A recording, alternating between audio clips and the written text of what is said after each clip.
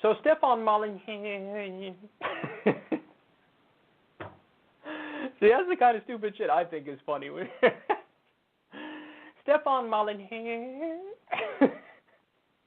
Stefan Molyneux. Stefan Molyneux. Stefan Molyneux. Stefan Molyneux is a pretty big YouTuber. He is, to be fair. He has more subscribers than I do. I don't know if he has more views, but he has more subscribers. Now, he used to be all about libertarianism, and maybe perhaps anarcho-capitalism might be a better way of describing it. He had a very Ayn Randian worldview, but this is going back, a while now. In the era of Trump, in many ways he changed his views. Now, in some ways he's been upfront about his views changing. In other ways it's kind of weird, and he tried to bury it and act like he didn't change it, but he did change it, and he abandoned some principles. So the best example of that is probably his position on borders. He used to have the doctrinaire libertarian position of, they're inherently oppressive, and if you really believe in freedom, that also means free movement of people and labor, and there shouldn't be borders. So that was his old position, and you could say, hey, at least he has an ideology and he's sticking to it, even if that will make him unpopular in circles that he would normally run in, because historically the right in the U.S. is very, pro-border restrictions. So here's a guy who's parroting arguments that many on the right would agree with on the economic front, but on the border front, he basically takes a stand and goes, no, I'm principled, I don't think we should have borders. But that was the old Stefan. Now the new Stefan is, he is very clearly pro-Trump, and now he's pro-borders, and he's even gone as far as to flirt with, like white nationalist, with the white nationalist ideology. Well, he went to Poland, and he did this documentary called A Philosopher in Poland. Yes. I'm not incredibly self-important. A philosopher in Poland, yes. And, hey, listen, I believe in my lineage. Kulinski, the last name Kulinski, that's a Polish last name. So there's some Polish somewhere in there, I'm a mutt. Mother's side is more from Italy. I believe father's side, at some point, it's Poland, but he also had a mix of stuff. So, hey, I should like this, right? He's going to Poland. He's going to celebrate Polish Independence Day, and he's going to go to this march. This is something I should be totally down for. Well, let's take a look, and then we'll come back and talk more about it, and I'll give you some more information on this march he went to. I first heard about this march about a year ago, and I decided I wanted to come. Because cultural pride, national pride, has been scrubbed out of the language of the West, and I wanted to come and see what it was like to see a group of people incredibly proud of their country, incredibly proud of their history, and I think rightly so, celebrating their country. I also wanted to put my individualism to the test, because those of you who watched my show for the last 12 years know that I'm a very staunch individualist, know that I am skeptical, if not hostile, to collectivism as a whole. And here you can see we have people marching in the same direction, carrying the same flag with the same pride.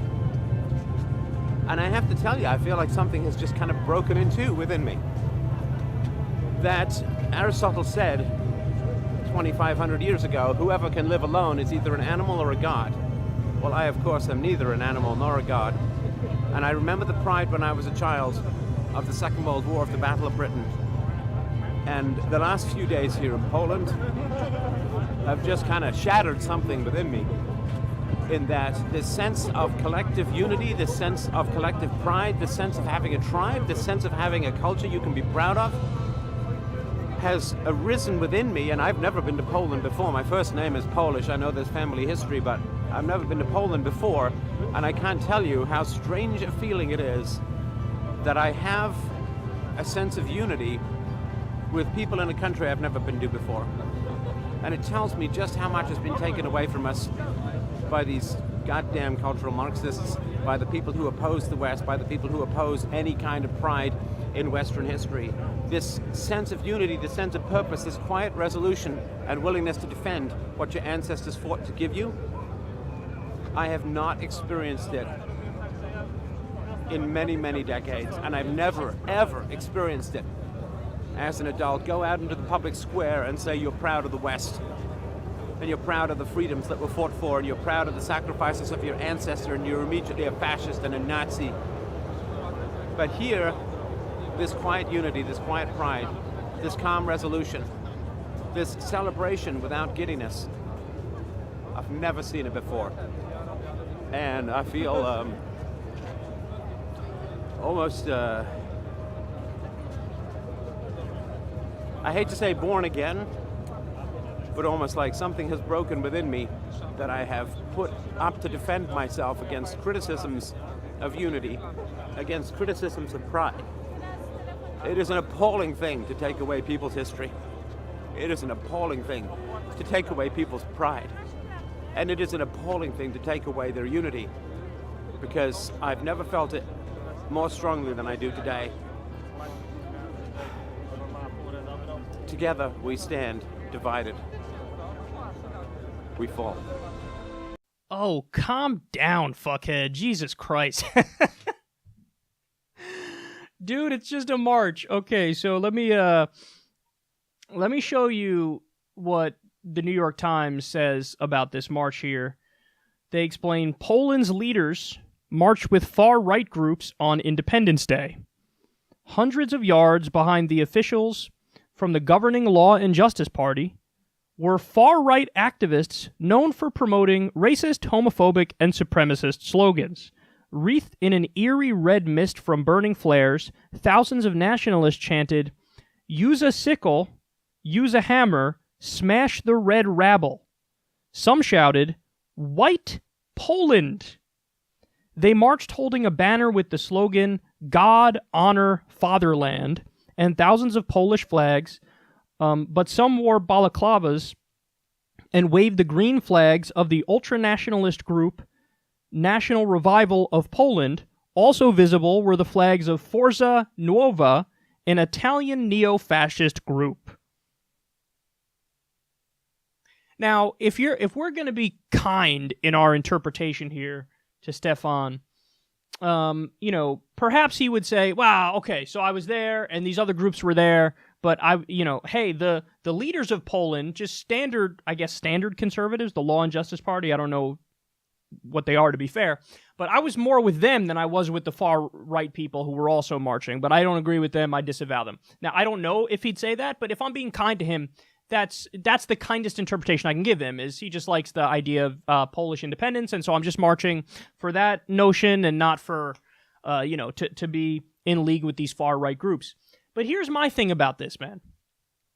And the reason I'm covering this is because I feel like this is so indicative of what's happened to the right-leaning commenters online. Is, yes, there was a time when Stefan was just kind of a libertarian, and as such, there would even be maybe 40% of the issues where a guy like me would look at him and say, "Oh, cool, I agree with him on war," when he used to be anti-war. I agree with him on legalizing marijuana when he used to talk about that, and ending the drug war and things of that nature. So there's plenty of areas where, somebody like me, populist left, could look at a guy like him and say, "Oh, yeah, we agree on this, this, and this." But now, in the era of Trump, there's been this weird thing where just so many of them have just totally lost the plot and lost their ideology and lost their principles. And he used to be a guy. His big thing is like, that's not an argument. That's what he says to people when they make a point that he doesn't like. Or, to be fair to him, sometimes the points are actually not an argument. And he goes, "That's not an argument." And that's his big thing, like his trademark thing. And he used to be a guy who spoke about, listen, me, I believe in logic and reason and facts, and that's what I'm all about. Well, now, you just saw that clip. There wasn't logic, reason, or facts within a mile of what he was talking about. Now there are cries of unity and, an obsession with nationalism, and he talks about pride. Those things are not, I don't even know how to process that. For example, I'm an American. Everybody knows I'm an American. Now, are there some things that I love about my country and what has happened here and what's happening here? Sure, there's a lot of stuff I really like about our country. I think we have the best tradition in terms of freedom of speech compared to every other country in the world. I think we're by far ahead than anybody else on that. So I'm proud of that. Of course I am. There are aspects of the Constitution. Secularism is glorious. I love secularism.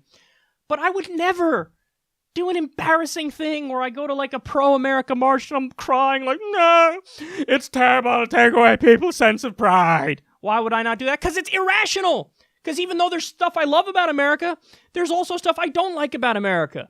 And it's not being a triggered snowflake to point it out. It's discussing the facts of reality. So for example, yes, we were a nation birthed in slavery. There was what was done to the Native Americans, I don't like and wasn't good. I don't like the fucking nuking of hundreds of thousands of innocent civilians in Hiroshima and Nagasaki. Now, what is America? America is all that stuff. America is the glorious stuff about secularism and the glorious stuff about freedom of speech and a lot of the other things that I love. And America is also fucking the Iraq War, which was an illegal offensive invasion against a country that didn't attack us.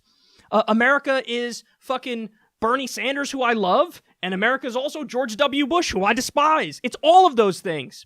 So when you talk about a country and you talk about how to rationally look at the world, there's none of that garbage he just did, where he's fucking in tears, and he's like, oh, what about unity and nationalism and pride? It's so wrong to take away a sense of pride from people. And dude, here's the question. And I'm not posing this as a statement. I genuinely mean it as a question. Because there was a clip of Stefan that just recently made its rounds on the internet where he says, hey, listen, man, I've denounced white nationalism, but I'm also an empiricist, and I was in Poland, and the streets are clean, and everything's awesome, and there's no black people. So, but it's like, just say it. If that's really what you believe, just say it. Just say, hey, man, these are my new beliefs. And my question for him is, would you now consider yourself a white nationalist? And also, will you acknowledge that the garbage we just saw in that clip has nothing to do with logic and reason and facts? That is emotional tribalism and garbage. That's what that is. Now, it's not me saying you can't people, from Poland can't celebrate Polish independence and can't be proud of their country. Of course you can. But if you really do care about being objective, and you really do care about telling the truth, and caring about reason and facts and logic, well then it has upsides and downsides. So you look at the good things Poland did, you look at the bad things Poland did, you say, hey, we can criticize our country to try to make it better. We don't have to do this silly tribalism nonsense where we cry about unity and I used to be against collectivism and now I'm acting like a silly collectivist, all because of a march with flags. So I think Stefan he shows what has happened to many other factions on the right. Like, there was a strong libertarian Ron Paul faction of the right that now, I'm sure that many of them still exist, but there's been this weird transition that many of them have made to, like, forget all my libertarian principles and start humping Trumpism and flirting with white nationalism. Sure, why not? Let's do that. And, dude, it's just silly. Like, you just look ridiculous. I just want you to know that. So that's the point of this segment. I don't expect him to answer whether or not he actually does believe in white nationalism now. And I certainly don't expect him to answer if he would acknowledge that everything we just saw in that clip is irrational. And I don't need an answer on that one. I know it's irrational. I just watched it.